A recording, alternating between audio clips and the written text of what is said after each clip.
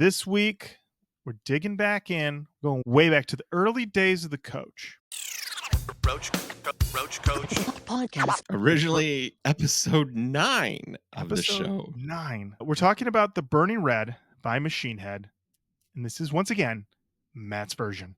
That's right, baby. You did 3 listens, Matt? I did 2.5. I took a listen in the earphones, a listen while I was working, but it really wasn't like I was listening. Wish I would have done a car listen because boy, but at the same time, if I was in a speed trap, I might have gotten myself in trouble. Yeah, this is absolutely pedal to the metal music at some point. Beautiful. So, you know what? Without further ado, let's just dive in to The Burning Red. This album by Machine Head. It's their 3rd studio album. It was released on August 9th, 1999, Matt. Yeah, that's wild because Significant Other had just come out or was just about to come out. It had already come out. Significant Other is, I believe, June. Okay, that's right. So that would Yeah. make this a true thick of it record.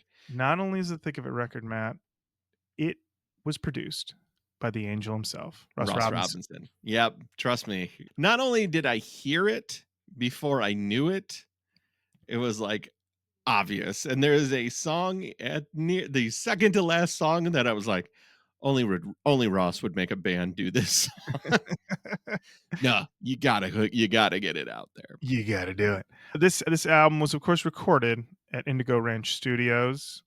It is, according to Wikipedia, the band's 2nd best-selling album in the United States, selling as many copies in 3 years as their debut album Burn My Eyes sold in almost 8 years. That is a classic Wikipedia stat. This is the first Machine Head album to feature guitarist Aru Luster, as well as their first venture into, that's right, baby, nu metal. The genre tags for this record, nu metal and groove metal. Yes. As we have discussed, as people have said, this is there's a lot of records that are nu metal, Matt. And people can say, hey, this record's nu metal. And everyone goes, sure, dude. Sure fucking is. Why are we even talking about it? No duh. But Machine Head and nu metal, Machine Head and this record, my God, you would think that before this record, these guys were busking on the street. These guys were just playing some sweet, beautiful medleys. And then they said, you know what? I want to do some fucking rap hands in a shiny suit. And everyone went, how dare you ruin the sanctity of Machine Head? How dare you? Yeah, listening to this album with no history and then finding out some history was very much like when you walk into a house and it's like, oh, there's food on the table, and you just start eating, and then you realize why there's just you alone eating food is because everybody in the house is fighting. That's the takes on this album for Machine Head fans. What's really interesting about it, and if I recall correctly, is that when we did it the first time, and I apologize, I did not re-listen to the episode 9, but as I remember, Jenny didn't think the record was overall that nu metal. It had nu metal parts, but overall, she said, this didn't seem that different from other Machine Head. And having since listened to a lot more Machine Head since I did that episode and just in my life, yeah, people are just wild. Oh, dude. I've been on them digital streets because this is Matt's version. And because I looked at Machine Head up on YouTube, I got Erase It or some other metal YouTuber was like, they have this thing where it's like, play it or erase it is kind of like their pump it or dump it. Okay. And in the comments, it was like, that nu metal bullshit. And I was like, what are you talking? Number one, it's 2024. Relax. And it's like those Japanese soldiers on the island, man. No one told them the war is over. They're dug in. Nobody, the Emperor is still alive, and I'm protecting the island. Imagine waking up, you went into a coma, let's say December of 1999. And then you wake up in September of 2024, and the first words out of your mouth are, oh my God, I hate new metal so much. I And they're like, hate news so fucking much. I hate it much. And then they'll be like, well, I hate to break it to you, but it's back. You missed the whole time it was gone. It's back. And Right? They think it's still an ongoing concern. I'm so mad It about it. never went away. And then you have to have a real hard conversation about a day that we will never forget. Listen, this other thing happened that kind of ended new metal. Well, I don't care. I'm so mad about down-tuned guitars and chug. I hate Chug. All right. So from the Wikipedia, it says this album is mainly considered new metal. This Yes. departure from the band's groove metal style led to backlash from fans. Fans also complained about rapping heard in songs like From This Day and Desire to Fire. Machine Head's drummer Dave McClain said pissing people off isn't a bad thing, you know. For people to be narrow-minded is bad. It doesn't bother us at all. We know we're going to piss people off with this record, but some people hopefully will actually sit down and listen to the whole record. Rob Flynn said there's a minute and a half of rapping on the album. The other 53 minutes of the record are like a giant scar being ripped open while I projectile vomit through it. If all the people get out of the Burning Red was rap metal, then they didn't fucking listen to it. Now, interesting note here. Before this album, the guitarist in Machine Head, Logan Mader. Yeah, buddy. Logan Mader packed it up and left on this one. And you say, Lauren, what did he pack up? He didn't have any shirts to pack. This is correct. He did not pack any shirts. He packed up his guitar. He packed up a few other things, but he had no shirts to fold when he left the band. None, because Logan Mader doesn't wear any shirts. But according to Wikipedia, he quit the band in 98 following the recording of the album The More Things Change. According to the official Machine Head Facebook page, he wrote the main riff for the song I Defy before his departure. And then he was replaced by our Rooster. Let's see here. So here's an interesting thing. The reviews on this on Wikipedia are they're only positive or damning. There's nothing in between. So All Music, 4 out of 5. Chronicles of Chaos, 9 out of 10. Metal.de, 9 out of 10. Metal Hammer, 9 out of 10. Rock Hard, 9 out of 10. And then on the opposite end, Collector's Guide to Heavy Metal, 4 out of 10. Metal Rules, 1 out of 5. Enemy, 3 out of 10. So people are Enemy, saying, I'm not. I wouldn't. Enemy is. It's not going to be a positive take, even if it was not new metal. So I read an article that was in, I want to say Decibel. Okay. Yeah, it was in Decibel from around 2015, which is like a justify your shitty taste. That was the name of the article, but then they would have different staff writers come in, pick an album that people would say is shitty taste in music, and then they would defend it. And I read an article in 2015. One of the staff writers, Forrest Pitts, comes in to talk about Machine Head, and he's just like, "This thing doesn't really need me to defend it. It's pretty much wall to wall rippers. I don't get it." But then, because I know we're going to get to it, we're going to get to the rapping. That sucks though, and I'm like, I have thoughts. I have a lot of thoughts on this rapping. I'm like, I don't know if y'all know what sucks anymore, guys. Trust me, I've heard a lot worse. It is something to listen to this and think like everybody. I think it just speaks to just how bad white guy rapping has come. If this was considered the bottom of the barrel in 1999, and Oh now you yeah. listen to it and you're like, this motherfucker's been. Cannot wait for song 2. Cannot wait for song 2 to read you my note. Well, Matt, you know, I haven't mentioned it. I mentioned their names, but I want to mention it here. The Mhm. personnel on this album: Rob Flynn, lead Hell yeah. vocals, rhythm guitar; Aru Luster, lead guitar, intro arrangements on Enter the Phoenix; Adam Deuce, bass and backing vocals; and Dave McClain on drums. Also of note, Russ Robinson, producer, mixer, Terry Date. That's a 1-2 punch you've come to not expect, because usually Terry Date is not your mixer. I've He got to is say, your producer. it's pretty interesting that in 1999, Terry Date's coming off of producing every Pantera record to date at that point, or all the big ones. And then Russ Robinson's, "Can you mix Machine Head?" And he was like, "Why not? Yeah, why not? Who gives Why a not?" shit? I'll take some points. Yay, the money's green. You know what I mean? So, Matt, do you have anything else you want to say about this record before we dive in? So, oh, this album was not an album that I listened to. This was the first listens that I've ever given to this record, and I didn't know anything about the band. I'm truly coming in cold. Since then, I've done a little more research, and I know that this is the only album of which they do the rapping, but I'm ready to start talking about The Burning Red. All right, perfect. And then, Matt, one other question I have for you. Do you recall the episode we did on the follow up record, Supercharger?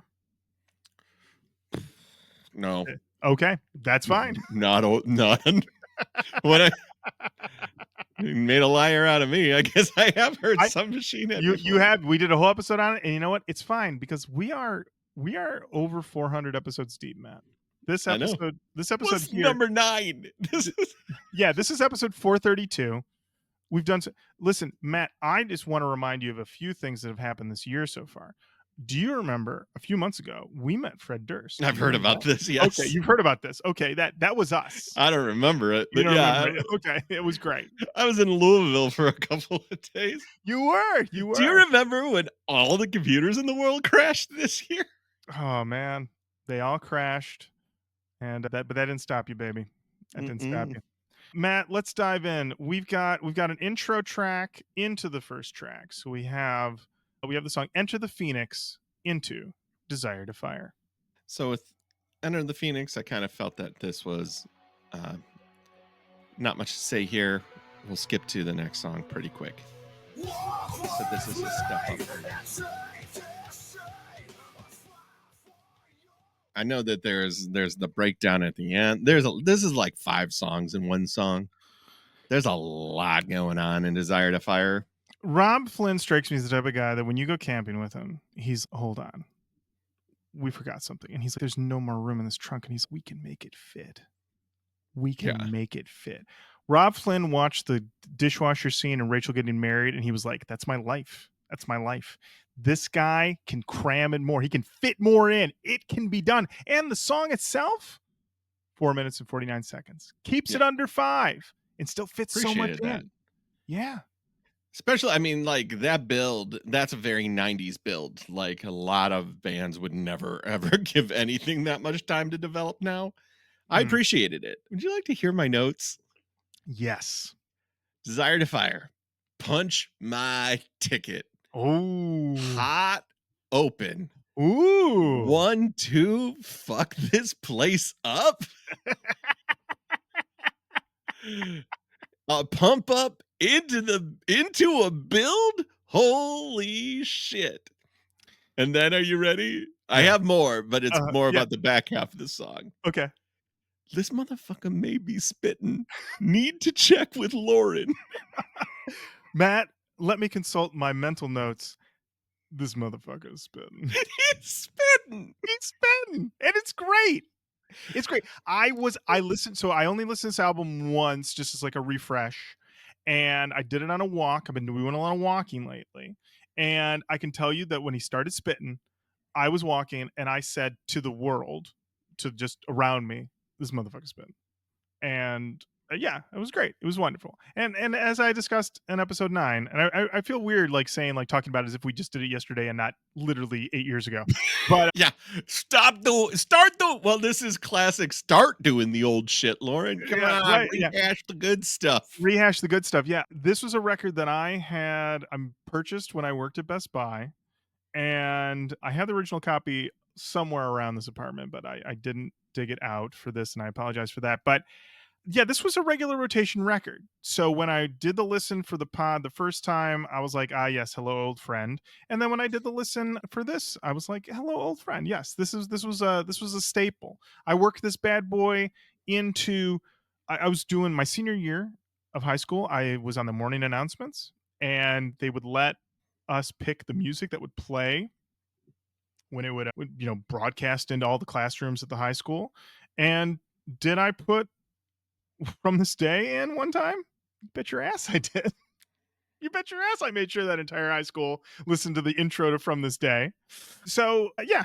So this one, this motherfucker's spitting. It's great. We're back in. I honestly was like, my other thought I had, Matt, I was like, all these people yelling at Rob Flynn, getting mad at him.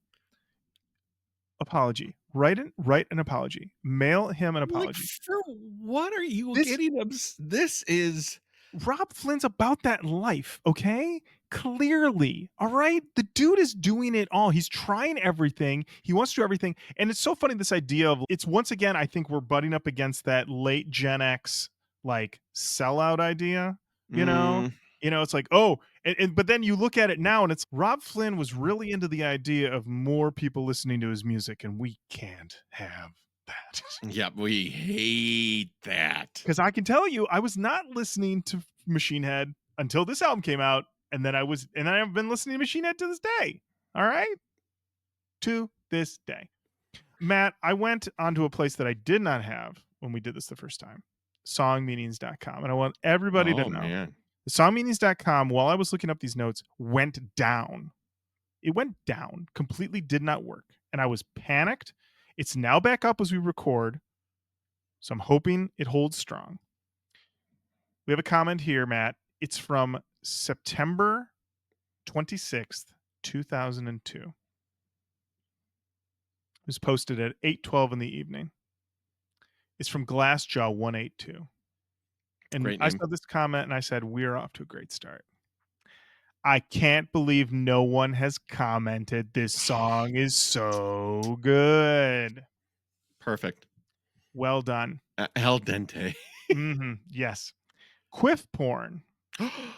Listen, we're going to hear a lot of people we haven't heard from in a while on this one. Quiff porn is in here.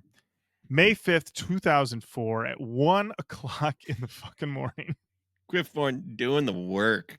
I think this song is Rob Flynn's answer to the people who complained that Machine Head had sold out. He's saying, okay, you don't like the direction we've gone in, but don't knock us because we dared to try something new.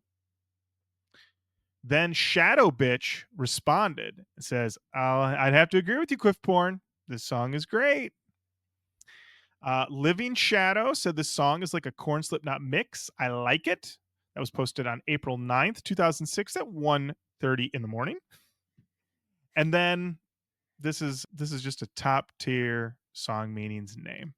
Their name is Anus McFanus. Great name. They posted this on November 16th, 2007 at 11:13 in the evening. I'm not the biggest fan of the Burning Red / Supercharger rap metal era. However, this song has the greatest breakdown in the history of music. Awesome tune. Anus McFanus, you have the greatest name in the history of song meanings. That's true. That's a great name. Perfect name. I hope we That- see you again. I was excited about that breakdown because I was like, we are chugging. I mean, like the chug in this is pretty severe. Mhm. And then I'm like, here's my note. Chug until the bottom falls out. I was like, and then it did. And I was like, great. I mean, Matt, you understand it's the greatest breakdown in the history of music. All music. But there's another note here. Oh. I do not appreciate this tepid chainsing. Get back to the good part. Matt, you're in the thick of it. A You're in the thick of recurring it. theme throughout this record. Matt, you're in the thick of it, okay? So that's I what, understand. But sometimes when you're in the thick of it, okay, it's like you're in there, you're being overwhelmed with sounds and feelings and sensations, and some of them will be chains. Some of them will be chains. It's I'm not always happy about that. I know, Matt, but I'm glad that you're braving this, and we're going to do it Yep. together. Yep. All right, Matt, what we got next? Up next, we have Nothing Left.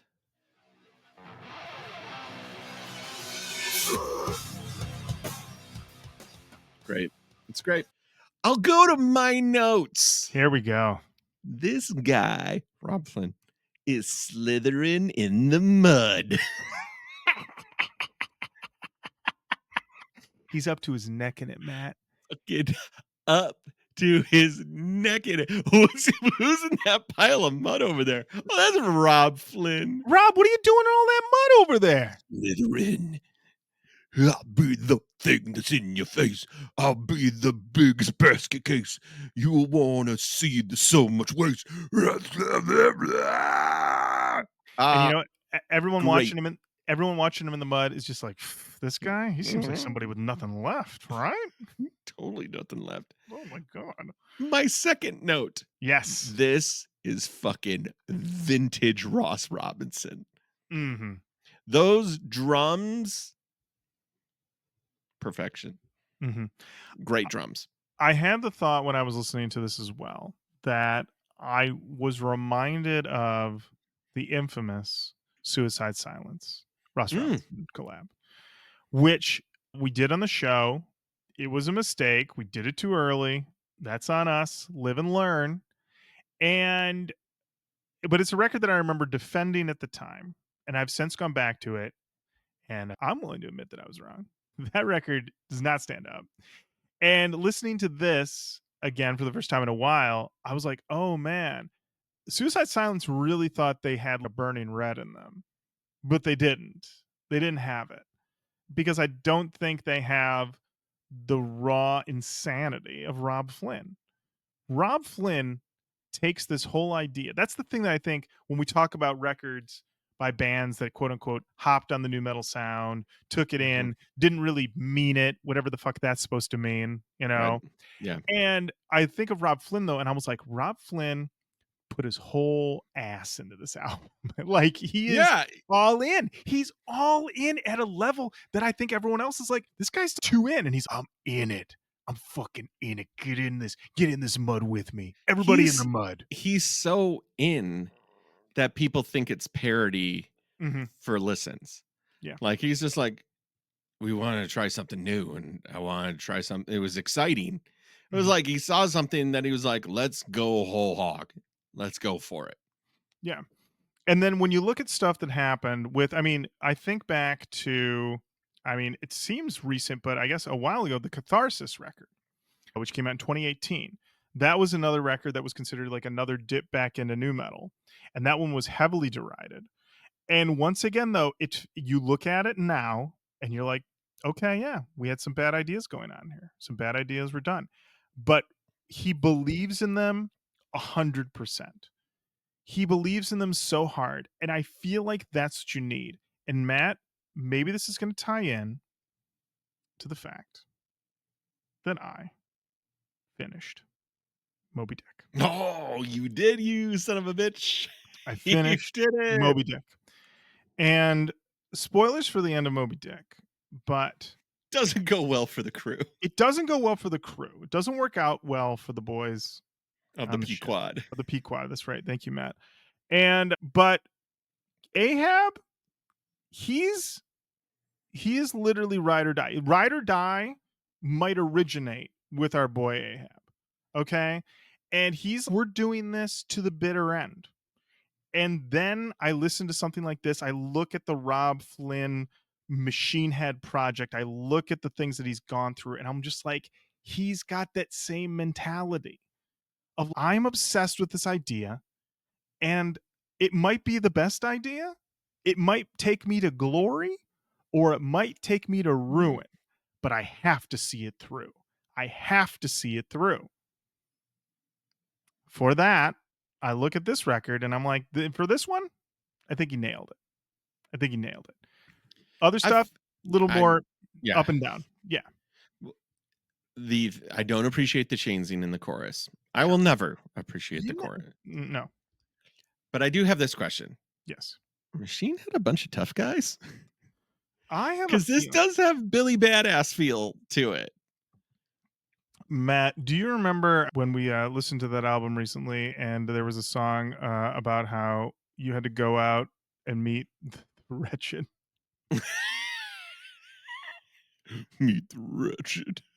I want you to meet the worst people in the world. The wretched.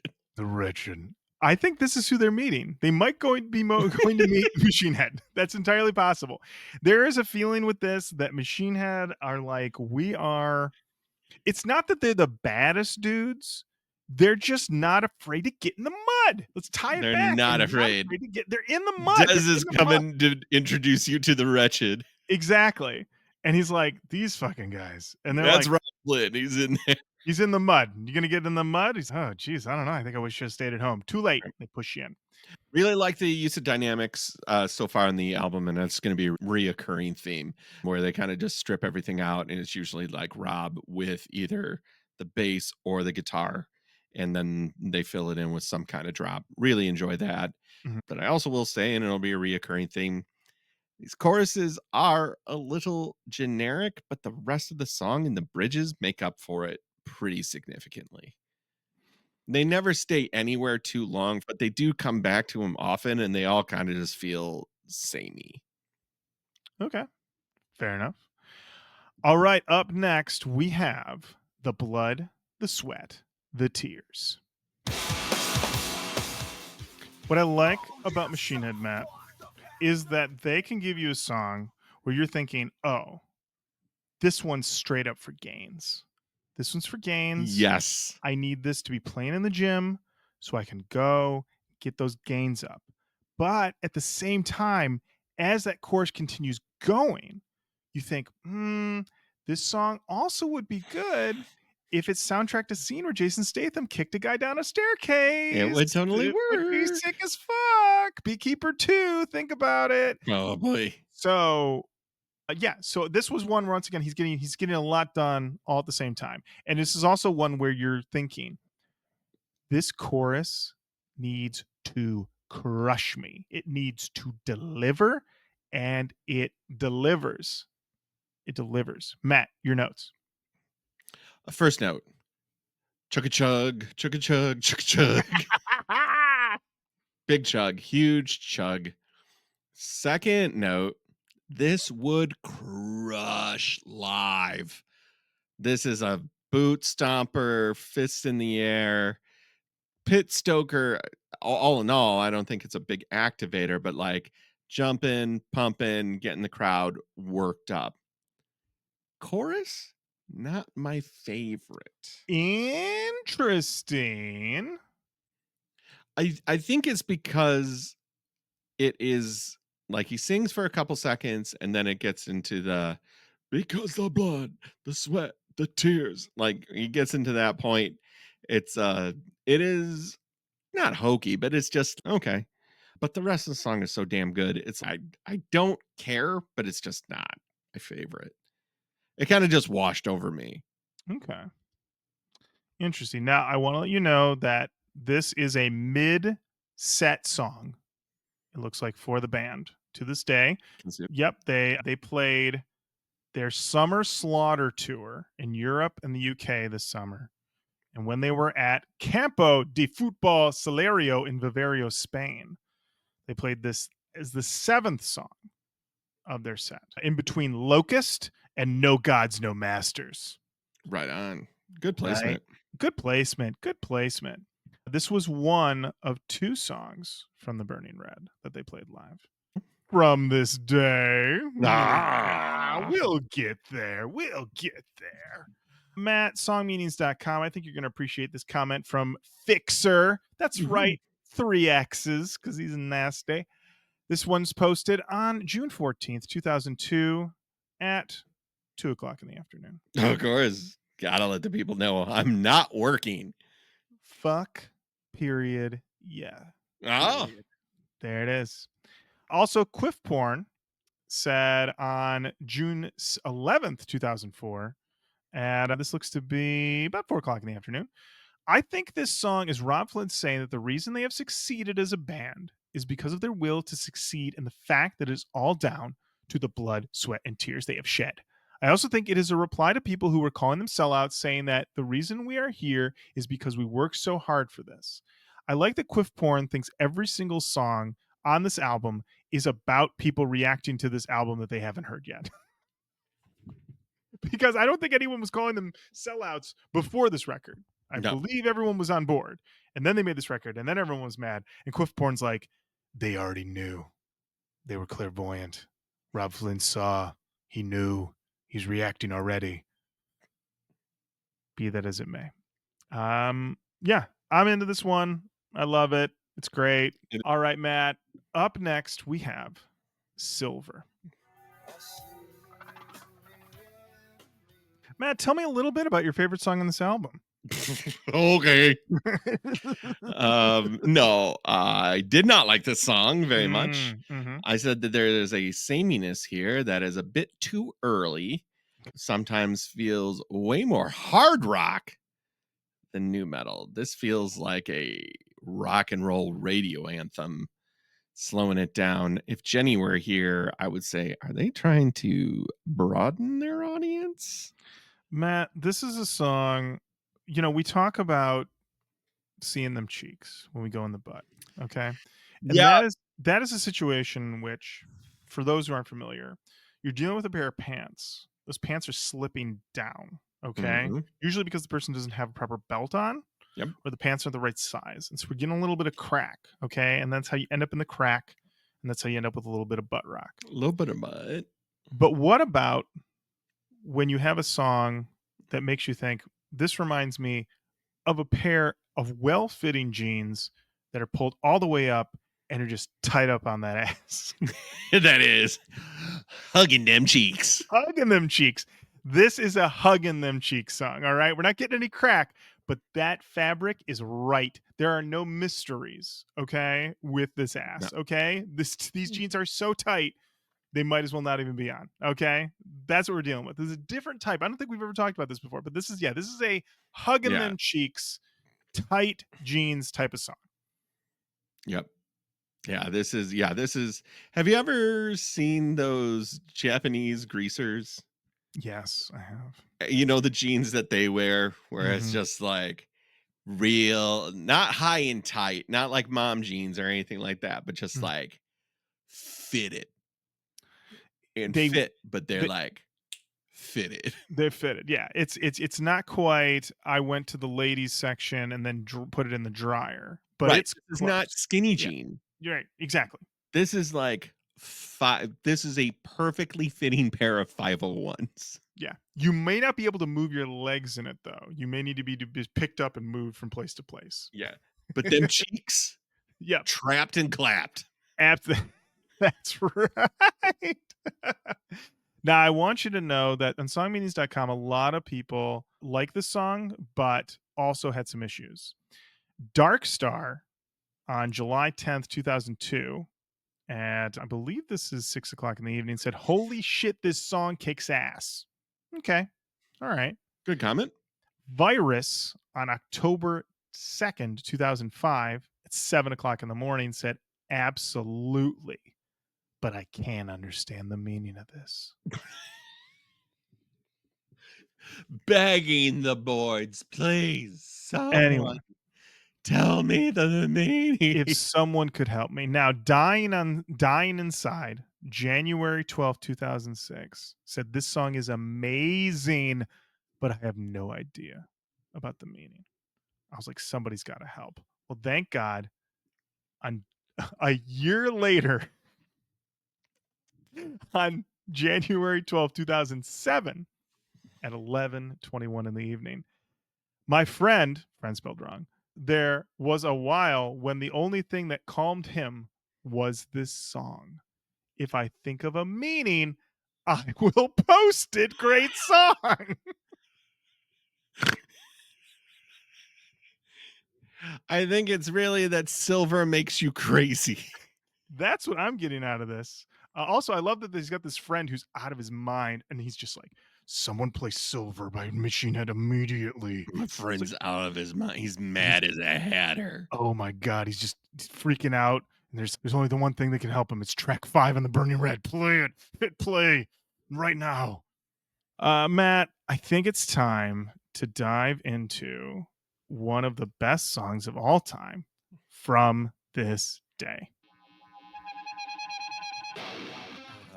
Just gonna double check with the Dean of New Metal here. Is that motherfucker spitting? Matt, this motherfucker's spitting, baby. Quick cue, Lauren. Yeah. Top 5 MCs. Top 5 MCs. Number 1, Raekwon the Chef. Number 2, Nasty Nas. Nasty Nas. Number 3, Jehovah. Number 4, Ed Rock. Number 5, Rob Flynn on From This Day, baby. I thought you were gonna say Corey Taylor at 4. You know what? Corey Taylor's at 6 right now because I've been listening to this song all week, and we'll see. We'll see. We'll see. Listen, I'm once again hopeful that this incredible summer tour of Slipknot playing their album front to back is going to inspire them to do an entire rapping new album in 2025. Love it. Please do it. Please, please. And hey, you know what? Here's an idea. I don't know if anyone's floated this to Slipknot, Slipknot Inc., slipknot.org, wherever, clown@gmail.com. Why not call up Ross? That would be very, very cool. That would be weird and wild. It'd be weird and wild, but I feel unlike every other time that a band has called Ross back in to try to recapture the magic, this time it's going to work because they spent the whole summer playing this record. Yeah. And I feel, you know what? It didn't work all those other times, but now this time it's going to work. We have a terrible track record. Terrible track record for this working, but you know what? This time it's that Arrested Development gif, It didn't work for anyone else, but maybe it'll work for us. That's my feeling. It might be an unseen strategy. That's right. So something to think about. Email clown@gmail.com and let him know this idea. Classic. From my notes, kind of an interpolation of Rain in Blood. That riff is very much Rain in Blood. Steal from the best. After that, we are rocking. We are grunting. We are breaking down 227, some great grunts. You want to hear what I consider a great grunt? Yes, man. I would like to hear Matt's great grunts. All right, here we go.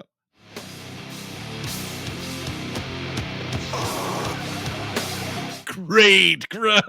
Incredible grunts. Also, I feel like underrate the half-mic'd get up at the beginning.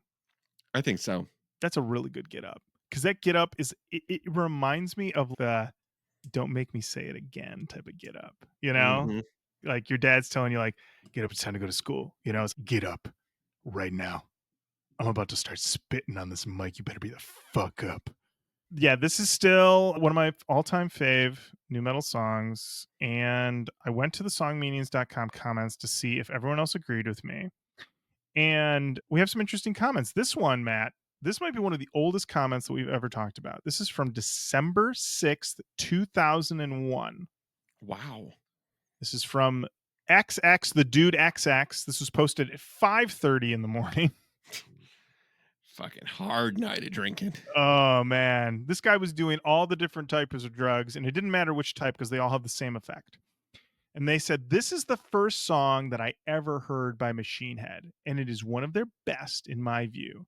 I think that this song is about how people sometimes need to be like, this is my life, so fuck you if it doesn't agree with your perfect world. Okay, pretty good.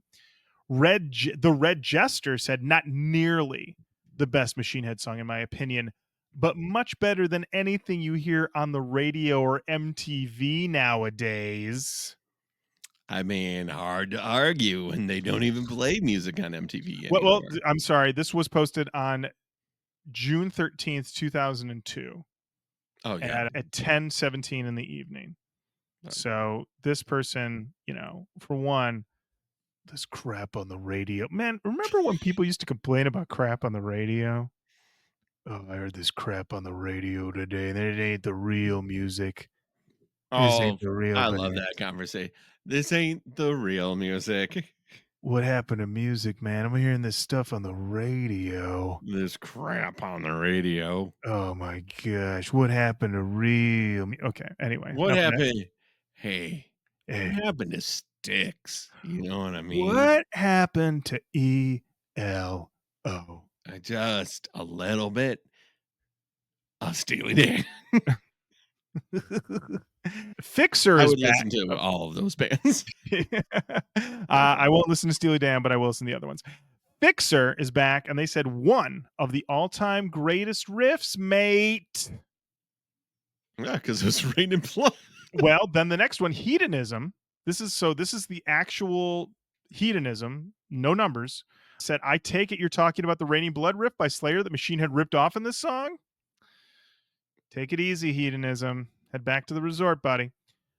Hunger for More said the song that made Machine Head go the new metal way. Well, what can I say? Sigh. And then, What can I say? Matt, people start losing it at this point. Okay. It was civil for song meanings. But once this new metal gauntlet is thrown down, everybody loses their mind. Pylons. Strapping young lad, August 29th, 2002, at 12:22 in the morning. This person should be in bed, but they're not. They're on song meanings. And what exactly makes Machine Head new metal? All this misspelled.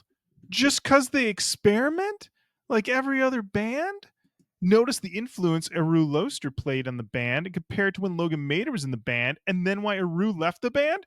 Does it really hurt that much for a band to change their style?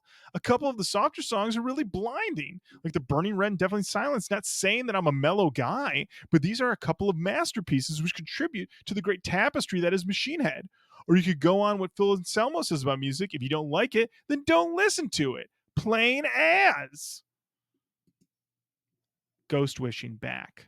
Posted this one on April 1st, 2003 at 10:30 in the evening. Fuck this new metal term. Metal is metal. Whoop-de-doo, they change and mature. They are not rap metal. They're not punk metal. They're fucking metal. And then finally, Chaotic Loki. December 23rd, 2004. 3:00 in the afternoon. You could be wrapping gifts, but no, you're on song meanings, baby. Ghost Wishing, I agree with you 100%, dude. I too tire of all this new metal bullshit that people try to label everything with nowadays. No Metal, tired. metal is fucking metal, people. So fuck you and your labels. Got him. That's a got 'em. So yeah, if you want to get down in the mud, that's where to go. Songmeanings.com. Matt, anything else to say about the greatest song of all time? Not really. I'm ready for the next one. Okay, up next we've got Exhale the Vial. All right. So Played Matt, way more than normal, but you had to get to the chorus. you had to get there. Matt, I know that chorus took you on a journey. Yes. A real peaks and valleys situation for you there. Because Yeah. you had some grunts that I know you really enjoyed. This is there for them grunts. But you also you get changed so fucking hard. Way harder than I like. It honestly, when that changing happened on my walk, my first thought was like, if Matt is equating the Burning Red to being in a wave pool, and the waves are hitting you and you're sloshing around and some hit you harder than others, that's the one that briefly takes you under and you're like, oh shit, am I dying? Oh no. And then you come back up, you're okay for a minute. But that one wave hit you a little harder, knocked you off your feet. And for a second, you're like, is something holding me under? Am I drowning? You want to hear these notes? I can't wait. Yes. I said live opener. If it's not, what are we doing? This is a great opener, I felt. Solid riff. Don't need the pinch harmonics, but that's just personal taste. But it's fine. I a little flavor, never did anything. Has a real green lens and a broken hospital vibe going on, but more of a maniacal doctor than a broken gurney situation. Oh, interesting, Matt. Okay, so you're saying the gurney works, but perhaps someone was given a license without proper training, is what you're saying. That's correct. Yeah. Okay. Which does take it a little more from green to beige Remember when it was just like, oh, here Broken is the Broken video series, the Nine Inch Nails Broken Yes. video series Mhm. that had Closer into it. That has a little green, but it's a little bit more of this weird beigey feel to it. A little dusty, yeah. Yeah, Mhm. dusty is a good way to describe that. So kind of that vibe, but it's like a doctor who's really thin and old, like whose chest is collapsed, but also really enjoys pulling out pig parts. He Just yeah, I'm imagining a doctor who, for some reason, has a bag that's full of nothing but incredibly sharp instruments. None of them look properly cleaned, of course not. and you're asking the question of, "What's he do?" And also, are there any, like, painkillers or numbers in there? Or is he just raw dogging all of his surgeries? And the answer is yes, Yes. he is. All right. Ready? The D nope, nope. Here's the next note. Oh, I'm sorry, yeah, I was gonna say, yeah, next note, yeah. These fucking choruses. And then I wrote, Chug after the breakdown is great. It's great. It's, you know what, if you're somebody who is immune, who has taken on a chainsing and wants more chainsing, this song is gonna give you everything. But yeah, if you do have a chainsing problem, it is gonna be a problem. But if it's not, I mean, yeah, you get the chainsing in that chorus, and then you go back into that doo doo doo, and you're just yeah, it's Yeah, heaven. it's It's great. heaven. That's great. Yeah. Matt, do you wanna hear what's going on in songmeanings.com? Well, how are those digital streets doing? Matt, only 2 comments for this song. The Okay. first is from Muzzy. This is from April 3rd, 2003. This is at, I think this is 5 o'clock in the evening. Wow. This song kicks ass. Surprised, no comments. If you like Machine Head and never heard this song, listen to it. Great, great song. Okay. Then on February 13th, 2007, at 1:10 in the morning, Stomphead said, "Great song. I think it addresses those who look up to false idols, both politically and spiritually." Don't do it. Don't do it. Check your idols and see whether or not they're They're false or not. false. They're Okay. false. Listen, if you're looking to somebody and you're like, "This idol seems a little false," you know? I don't know. This is what the song's about. It's telling you, don't go for it, you know? So Nah. that's all we got on old Exhale the Vial. Up next, Matt, we've got a cover, baby. Nothing new. Nothing more new metal than a cover. That's right, Matt. It's Message in a Bottle. Here is this fucking terrible song.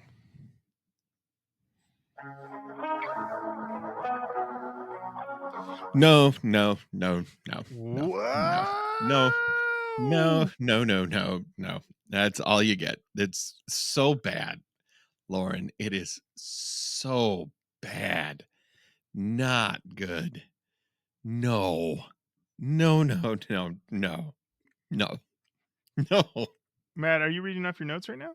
That is my nose. I would share my screen with you. It is just no, no, no, no, no, no, no, no, no. Here's a little trivia about this song, Matt.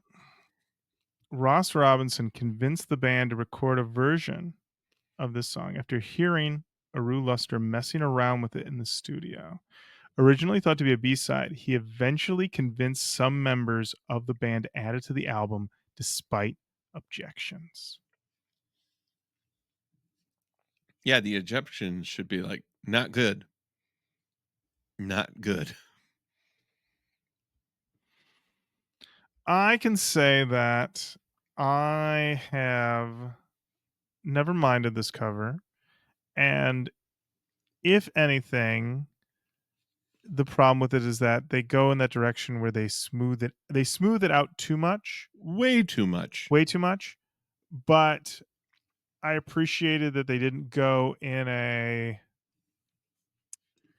there's a way to do this too bombastic as well.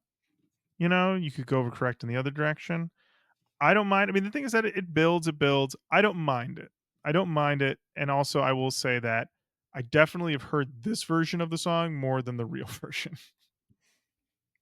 Just the way that What? my life, just the way my life worked out, man. Listen, I'm not hearing if I'm hearing a Police song in like life, it's generally Every Breath You Take. It's not Message in a Bottle, or it's Roxanne.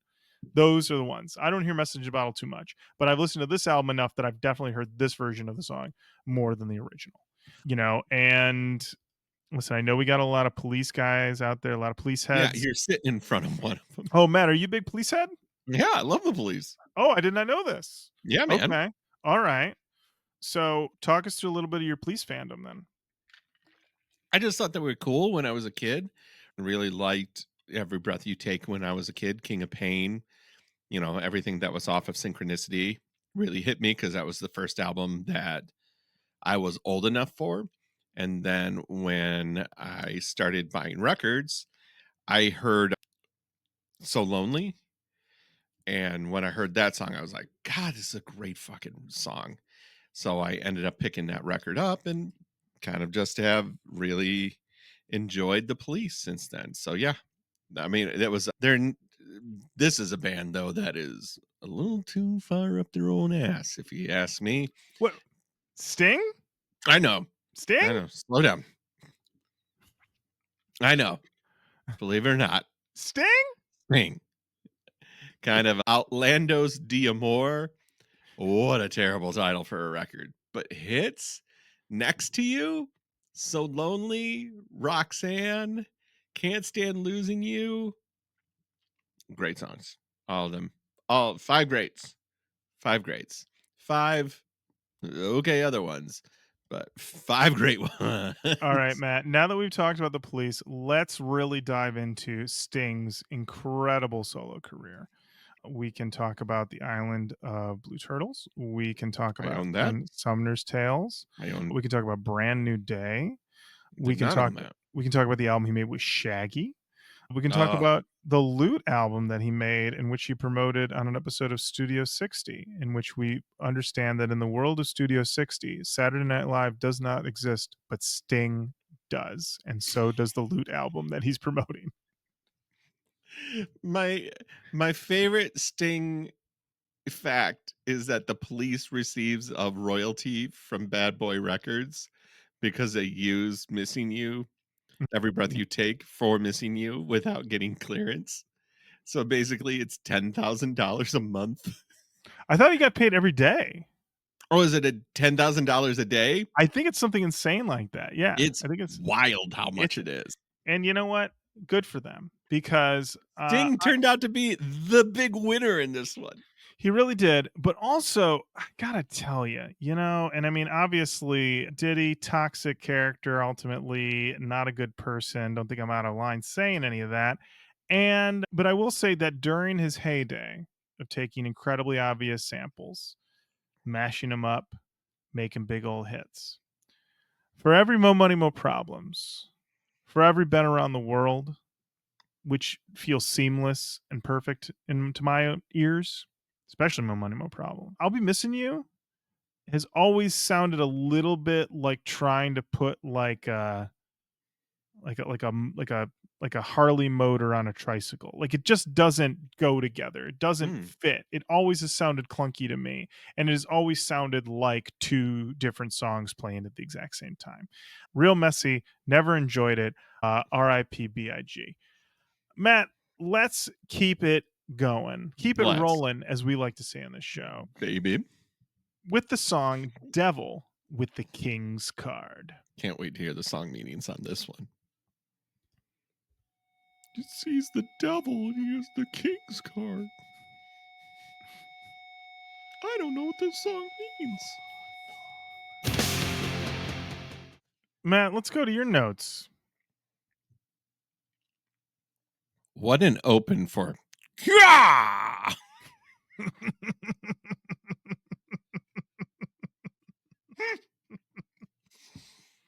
Set the fucking table. I really like this one. Great screams in the back. Certainly aggressive. Oh, absolutely.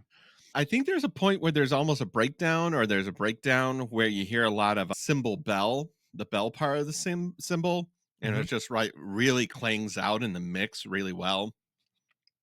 And then there's like a four walls breakdown where it's like these four walls are good, and then he breaks down with this great, loved it. But I don't know what Devil with a King's card means. I didn't really read the lyrics. Matt, songmeanings.com would tell us, according to commenter Pirate Balloon on August 12th, 2006, at 1 o'clock in the fucking morning, that it's actually about guitarist Logan Mader unexpectedly leaving the band after The More Things Change. Bands that follow trends to get popular. Pretty ironic, seeing as how this is off the Burning Red, which is Machine Head's new metal album. I did not know this at the time. I'm surprised that anyone would say anything bad about Logan Mader, but listen, I'm just a man blinded by the beauty of another Yep. man. I don't know what to tell The you. only bad thing to say about Logan Mader is we just don't see him enough. Right, right. We need to see him more often, you know? Where you at, And Logan? yeah, where are you? Yeah, absolutely. So, yeah, so this is apparently, yeah. Now, I will say that on top of that, my big disappointment is that it's called Devil with the King's Card. Mm-hmm. So I'm going into this song. Let me get some details on this card game. The devil's got the king. Okay, what type of game are we playing? Are we playing poker? Playing craps? Are we playing something similar like war? Are we playing Uno? Are we playing Go Fish? What are we playing? What's the situation here? What's the card situation here? You know, is this a fun game of cards, or are we getting serious? Is this a rounders situation? Is this a Casino Royale situation? You know, are we playing? What are we playing for? What's the devil play? Well, we always know what the devil's playing for. Listen, you could show up. The devil could be like, "Listen, things been rough around the old gates of hell." Well, Where first of all, you see the devil, pitchfork, horns, horns? spiky tail, Mhm. head to toe Prada. Oh yeah. Wait, is the tail canonical? Oh yeah, Okay, all right. Okay, all right. I Is it always thought so. Is it come out of his butt or is it above his butt? Like when he sits down, where does it go? Oh, great cue, great Mhm. devil cue. I'm just curious. You know, you got this tail. It's got to go somewhere. This is a thing. I've read that artists say it's very tough when you have a character with a tail because you can't forget the tail when you draw them sitting or something because you got to account for where the tail is. People say that's one of the big problems with drawing Nightcrawler from X-Men. You always got to account for the tail when he's Yep, sitting. So that being said, yeah, I am okay, so he's head to toe Prada, little tail peeking out the back. yep. Okay. He's sitting down. He has a retractable tail, so the tails really can come and go it as he pleases. You know what, Matt? Let's just say more than likely this is a card game. He's either sitting in a folding chair which has an open back which Right. allows his tail to come out Or a or piano bench. or a piano bench or I was going to say one of the chairs that you sit in when you take the ACTs, okay? It's got one of those open backs as well. Yep, One of yep, yep, those. yep. All right. So then he's sitting down. We're about to play this game. And you might say, "Oh, what's the wager?" It's the devil. It's always souls. What That are we dude wants talking souls. about? Listen, if you're ever like, "What do I get the devil for Christmas?" He will take your soul easily, Immediately. immediately. And you might say, "Wow, the devil celebrates Christmas even though it's the birth of Jesus?" Yeah, everyone likes a day off, even the devil, okay? He'll take what he can get, It's kind of okay? his thing, taking time off. Absolutely. So, yeah, so he's definitely gonna be playing for souls. And he's got a king. Although the funny thing is, I thought the best card to have was an ace. Not when you're holding the king's card. You know what, What a fucking stupid bit. man? Oh my Listen, god. when you're dealing with a couple of card sharks like you and me, baby, Two guys who did. Oh, I've watched Rounders one time. I've watched Rounders none times. He flopped the nuts. Listen, when I have listened to Ringer podcasts where they have talked about Rounders ad nauseum, And I'm just like, you guys got to watch another movie. And then they talk about Casino Royale on those podcasts, and they're like, let's talk about the poker game in that. I'm like, the least interesting part of Casino Royale, the poker game? Come on. This dude's getting his nuts smacked with a fucking mallet. You don't want to talk about that? Anyway, the lesson here is don't quit the band without notice. Give proper 2 weeks notice to Rob Flynn before you quit his band, or That's else all. you're gonna get In writing. in writing. Yeah, if you just give him a verbal, there's no paper trail. You've got to do it in writing. That's a little pro tip. Up next, Matt, we have I Defy. Oh man. I wrote 10 songs in and we are rocking still. Great ripper chorus. The pullback that I Defy, it kind of sings his song titles a little too much in songs for my taste. But I also said, I'm fine. I'm looking for things to write down. On casual listening, this would not be a thing. And these breakdowns are pretty great. Yeah, I mean, this deep in the album, he's still bringing the heat. He doesn't phone it in. But yeah, also he's not the type of guy who's like going to name the song, 12 ways to order ice cream and the chorus is I Defy. He's no. But if you want to hear the song, you're like, you play I Defy? I think that's the name of it. Yeah, that's the name. I say it in the title a whole bunch. Yeah, we don't need to overcomplicate things. This one, I like this one fine. Late half of the album, that's fine. I mean, it's not my favorite, but it's fine. Not fine. I mean, like, it's a ripper. Mm-hmm. But also, it's not like the best ripper. Exactly. And, songmeanings.com, Neotic Virtuoso on May 2nd, 2002, at 2:00 in the afternoon said, "It's easy. Read the song's title." Well said. Great Well said. And then this one is from Kiss Her Bruises, April 3rd, 2005. Boo. Matt, he's just asking her to kiss her bruises. Okay. Where'd you get the bruises? Don't worry about it. Just give him a kiss. I'm not fucking. Just give him a kiss. Just give him a quick little kiss. Oh, give them purple. Give them purple suckers a kiss. Give those purple spots a kiss. Why don't you go over there and kiss them bruises? Why don't you kiss those bruises a little bit? Just pucker the lips up a little bit. No, I'm just going to sit over here, Bob, tiny penis, and just chuck it a little bit while I kiss them bruises. Oh, just kiss his bruises a little bit. Just give him a little kiss. Just for a second. I'm just going to jack it while you kiss them bruises. Just kiss his bruises while just 45 more minutes, Lauren. You know what? Don't even worry about what they said. Their name was Kiss Her Bruises, and we had a great bit out of it. Up next, Matt, we only have 2 songs left. Can you believe How it? respectful of our time is this album? I already know. It's 50 fucking minutes. It's great. That's right, Matt. It is exactly 50 minutes, according to Wikipedia. For some reason, in this quote from Rob, he said that it was 53 minutes or 54 minutes, but I think he was just really heated. And there might have been a longer intro at some point, but it's 50 minutes. Rock solid right there. So what we have up next is the song 5. Hey, before I play 5, Yeah, Matt. Mm-hmm. Hey, if you have a problem with hearing songs about sexual abuse, might want to jump ahead a little bit in the episode. This song is fucking harrowing. So just a little. If you've never heard this album, you like us, but that's a thing for you, I understand. You can skip ahead.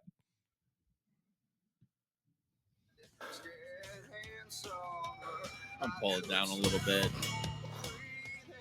So this song's fucking rough. It's a very dark song, and the thing that's very surprising about it though is that it's still like a fucking ripper. Dude, that was where I was having the biggest problem. I was like, I wrote, I'm like, these lyrics are harrowing and really rough. And I honestly hope that if this happened to Rob Flynn or someone he knows or someone in the band, or if this happened to Rob. So I was like, I really hope that he gets the help that he needs, that he knows that it's purely not his fault, and that he's been able to recover as much as humanly possible from this, because this is as bad as it fucking gets. And then it's these bass grooves are stupendous. I it's interesting is that we've dealt with a lot of songs on the show where people get pretty dark. We get into some pretty dark Yeah. places. I think the I mean, most famous Daddy one, comes to Daddy. mind. Exactly. But a lot of those songs, I mean, the I don't want to say the joke, but the bit that we tend to do is, well, they're not going to do that one. They wouldn't play that one. You're not gonna, no one wants to really wallow in that. The vibe is usually very mid-tempo to slow. It's always kind of like it's a song about an unpleasant thing, and it's also then inherently unpleasant to listen to. But the thing is that if you're half listening to this song's just on, you're just like, yeah, it's just another ripper. You know, Yeah. it's a rare case where he's I'm gonna write about the one of the worst things that ever happened to me in my life, but also it's still gonna rip. Yeah. Interesting decision. Now I will tell you that according to Setlist.fm, they have never performed the song live. Totally makes Never been sense. performed live, which makes sense. It is, but yeah, it's a tough situation with definitely with the lyrics, but I mean it is rock. It does rip. I'll tell you that much. That was the thing that was killing me because it's almost like the "So What" bass line from Ministry, kind of an interpolation of that. But boy, Hmm. the content is like a no thank you because it's like if I wanted to get it, you know, it's like one of those things where it's like if I wanted to get into this song because I like it musically, when I hear I was 5 years old, it's oh, okay, well, I'm just it just kind of is like instantly that feels like a sacred cow.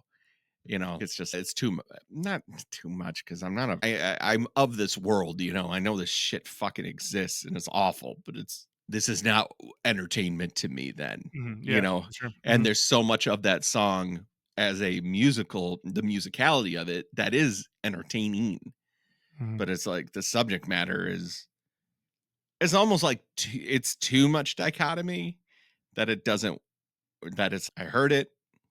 I don't think I ever really need to hear it again. Mhm. Yeah, I can see that.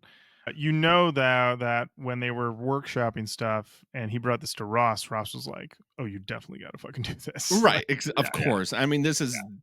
this is to hear the police was him crazy.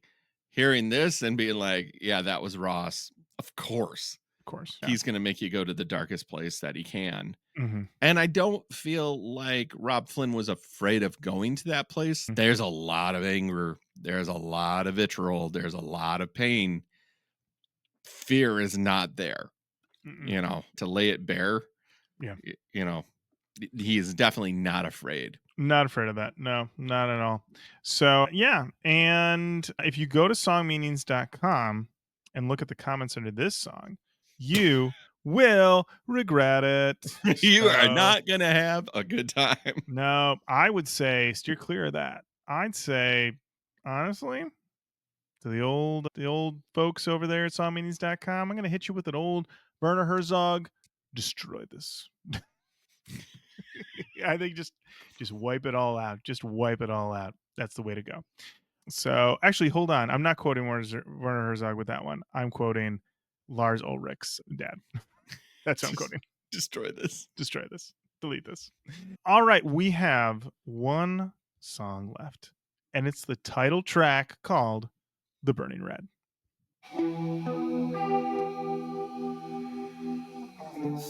Kind of goes on like this for a long time.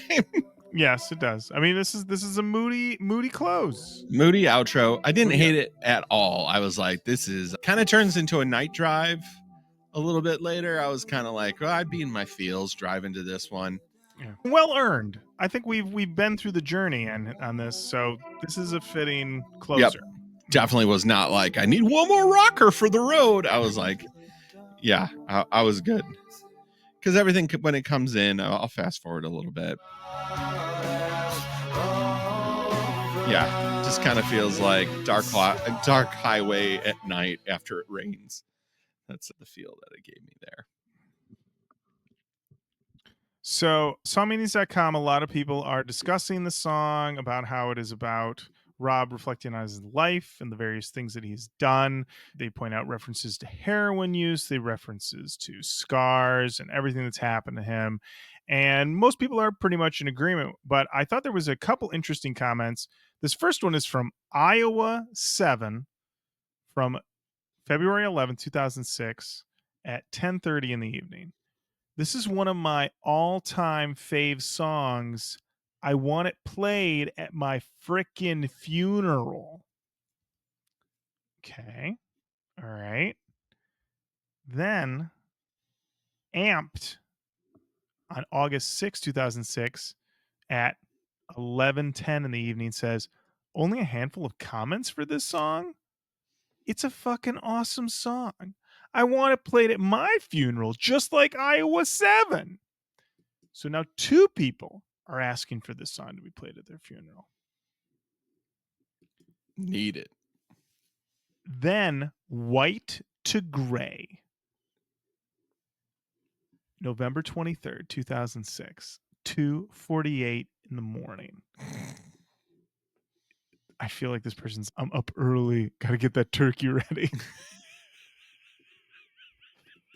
They said, "Hey, Amped, only a handful of comments about this song because only a few can really appreciate such a There it is. great song. Yep. A song like this makes me glad there are people out there with such incredible gifts to be able to create this stuff." Poet, a poet, True poet. a true poet. And a few people think the song is about suicide, overdosing on drugs. One person talks about the circle of loss. Not familiar with that. Not going to look into it.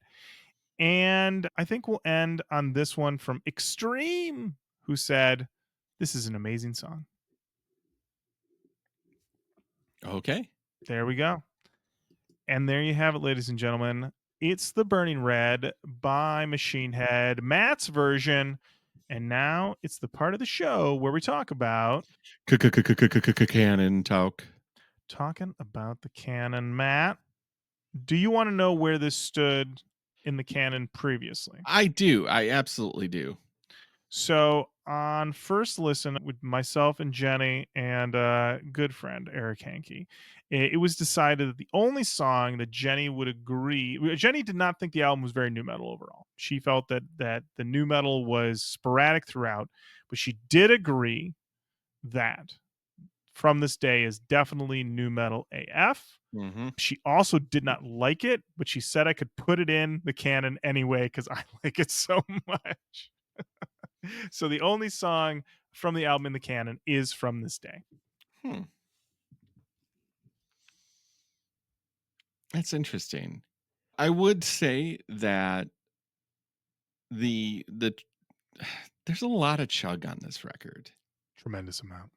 There's a lot of chug on this record. I don't know. This one coming back to it after everything that we've done, this feels like a slam dunk no brainer. Put the whole thing in the canon What? to me.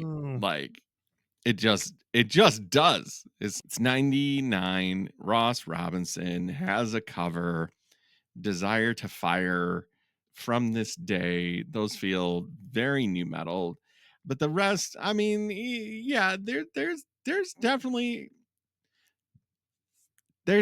some things that are not new metal on this record at all. At all. You know, like you got Stadium Anthems, Silver, and you I kind of get what Jenny was saying back there, which is like the really like hardcore new metal songs are, Desire to Fire and From This Day. I don't know at this point.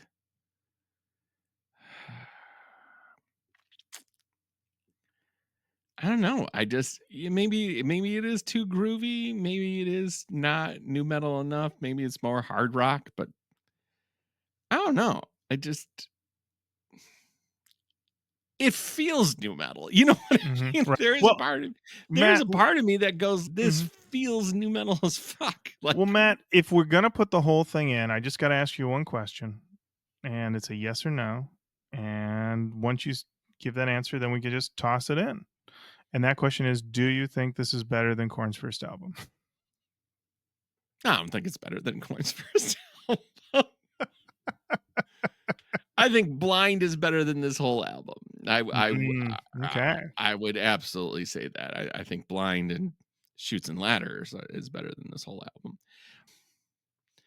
So that's the only song that made it. That means it's 2 against 1, so it really wouldn't matter. I wouldn't be the swaying vote. Where do you stand on it on a re-listen? On a re-listen, I definitely thought the front half was pretty new metal, and I thought the second half was, yeah, more just like a rock sound. And then I think there is definitely, because we've been listening to Ross for so long, but also there's a sound that is, I guess, that is inherently new metal, maybe. But then, yeah, when you listen, I mean, it's one of those things like listening to way more now, listening to way more music now. I'm like, Yeah. yeah, I mean, yeah, there's a couple on here, but if I'm going down to it, when I break it down, From This Day has got to be in. Yeah. Every. I mean, I will It's say, weird, like, with 2024 ears and mhm, 2024 new, yeah, this, like, this is 100% new metal, you know what I mean? yeah, But it's yeah, kinda like, but is it really? right, hmm, That's where I'm kinda like, a lot of it was very refreshing to hear, sure, but I yeah, would say, like, breakdowns, and there are, like, true breakdowns in this record, aren't necessarily new metal, right, hmm. you know? I think what it just comes down to is that this motherfucker wanted to spit a couple This times. motherfucker wanted to spit a couple times. Alright, It, I'm not yeah, gonna I'm not gonna rock the boat on this one. okay, I'm all gonna right, say From This Day, that's a shoe-in. I mean, I would say I would put Desire to Fire in because okay, hmm. it feels like it's cut of that cloth. It's kinda dopey, but I really like it, and, All yeah, right, yeah, there you go. From This Day, you're in. Don't worry about it. And then Desire to Fire. 'cause that motherfucker's That spitting. motherfucker's spitting. He's spitting.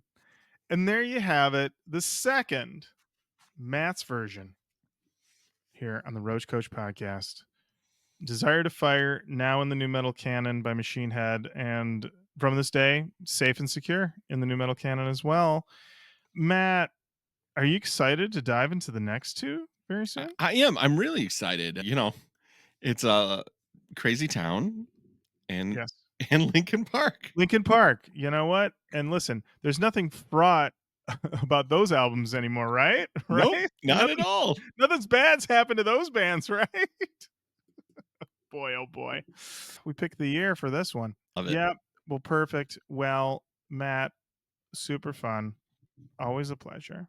Great to do these again. Yeah. And thank you to everyone for listening. And until next time, Matt, thank you. Lauren, thank you. Roach, Roach Coach. Podcast. Hot all day, every day. It's the Roach Coach. Podcast. All day, every day.